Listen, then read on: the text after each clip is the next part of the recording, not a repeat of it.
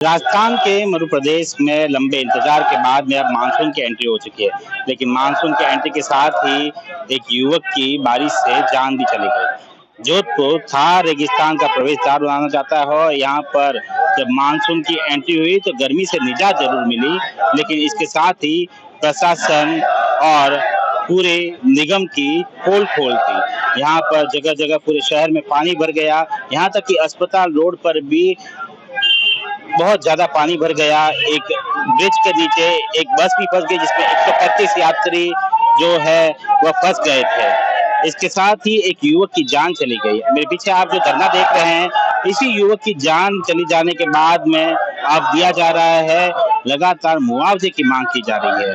युवक यहाँ पे वह जोधपुर के एयरपोर्ट रोड पर किराए के मकान में रूम में रहता था। वह अपने भाई के साथ में यहाँ पर परीक्षा की तैयारी करने के लिए आया हुआ था। यहाँ पर कोचिंग इंस्टीट्यूट में वह तैयारी कर रहा था। यहाँ पर जब जिस तरह से हमने परिजनों से बात की, उन्होंने बताया कि वह आरएस और यूपीएससी की तैयारी कर रहा था। लेकिन जब कल बारिश हुई, पहले 2 दौर में बारिश हुई थी, पहले थोड़ी बारिश हुई तो बारिश बंद हुई तो वह बाहर गया और कुछ सामान लेने के लिए बाहर निकला। उनके भाई ने बताया कि वह दही लेने के लिए बाहर निकला था।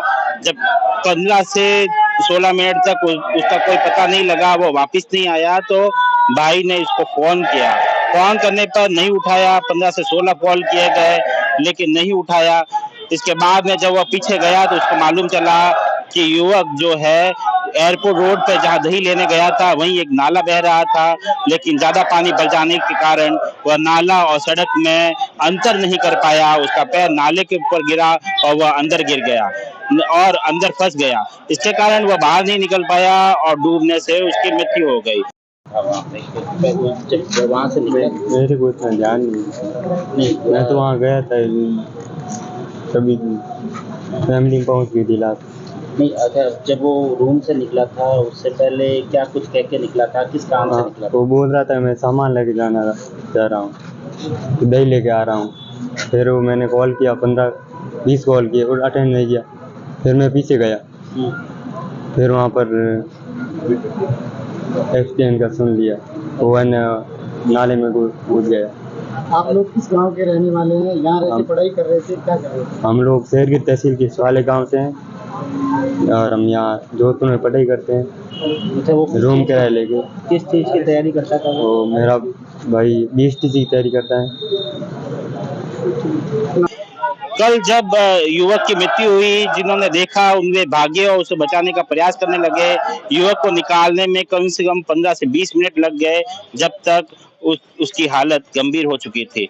यहाँ के क्षेत्रवासियों का कहना है कि यहाँ पर निगम के कर्मचारी, पुलिस के कर्मचारी कोई भी समय पे नहीं पहुंचा। अगर वे समय पे जाग जाते और समय पे पहुंच जाते और रेस्क्यू मिशन समय पर कराया जाता तो शायद युवक की जान बच सकती थी, लेकिन ऐसा नहीं हुआ। इसी कारण युवक की जान चली गई। क्षेत्रवासियों ने अपने बलबूते पर और खुद के स्तर पर उसकी बॉडी को बाहर निकाला और अस्पताल भिजवाया, जहाँ पर महात्मा गांधी अस्पताल में जांच के बाद में उसे मृत घोषित कर दिया गया। घटना ये हुई थी सर, बारिश आई, अभी बारिश ज्यादा तेज आई। ये जो पानी है, नाला ऊपर से खुला था। ये जो भी नाला था ना, ऊपर से खुला था। हमने पार्षद को भी बोला, जो नाला बना उस ठेकेदार को भी बोला कि इसको पैक करवा दो आप, या फिर आप जो पहले खोद रखा है उसको पैक करो, फिर आप आगे खोदो। तो इन्होंने बोला कि हम एक साथ खोदेंगे, एक साथ पैक करेंगे। अब इनकी रिस्पॉन्सिबिलिटी बनती है, बारिश आ रही तो आगे बैरिकेड लगाए, या फिर लिखे खतरा भी पानी है।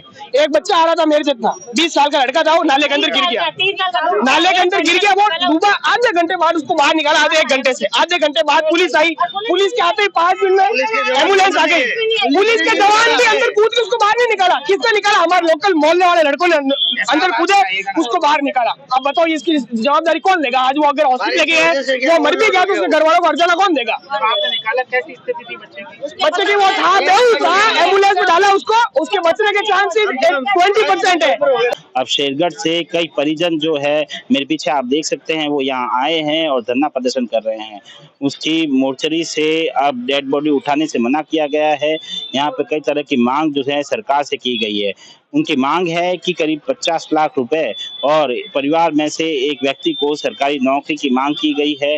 हालांकि अब सरकार इस पे क्या रुख रखती है और क्या उनकी मांगों को माना जाता है, यह देखने वाली बात होगी। पर इस पूरे मामले में यह एक बात साफ हो गई है कि कहीं न कहीं जो है थोड़ी-सी बारिश के लिए भी जोधपुर तैयार नहीं है। प्रशासन की खस्ता हाल है। पिछले 2 महीने से जो नाले साफ कराए जा रहे थे, वह साफ नहीं हुए हैं।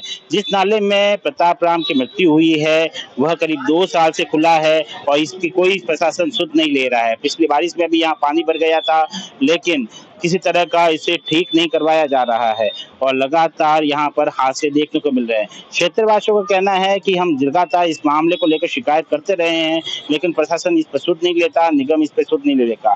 जिला कलेक्टर कल मौके पर पहुंचे थे तो लोगों ने उनका रास्ता रोका और उनसे उनका विरोध किया। इस पर गौरव अग्रवाल जो जिला कलेक्टर है, उन्होंने क्षेत्रवासियों को आश्वासन दिया है कि जो इसमें दोषी है, निगम के कर्मचारी हो या ठेका कर्मचारी, उनके ऊपर कार्रवाई की जा रही है। आज यहाँ पर ये जो घटना हुई है, जिसके अंदर ये बच्चा जो है बेसिकली ओपन नाले के अंदर गिरा था, बच्चे को सकुशल निकाल लिया गया, उसको अस्पताल भेजा गया ट्रीटमेंट के लिए।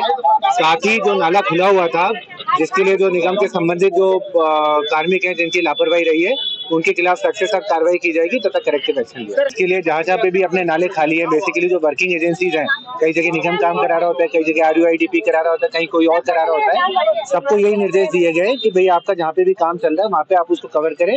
कवर नहीं कर सकते तो एटलीस्ट बैरिकेड वगैरह प्रॉपर आपकी वो करके रखें, ताकि कहीं किसी प्रकार की अप्रिय घटना ना हो। फिर भी यदि किसी की लापरवाही रहती है तो प्रॉपर उनकी अकाउंटेबिलिटी। हालांकि अभी अग्रिम प्राप्त जानकारी के अनुसार ठेकेदार के ऊपर अब मुकदमा भी दर्ज किया गया है। अब देखने वाली बात होगी इस पूरे मामले में किस तरह की कार्रवाई होती और क्या अब जो प्रशासन है अब अलर्ट मोड पे आता है, जोधपुर के जो ड्रेनेज सिस्टम है उनकी परिस्थितियों को सुधारने का प्रयास करता है या नहीं करता है। सुमित देवड़ा, TV9 जोधपुर।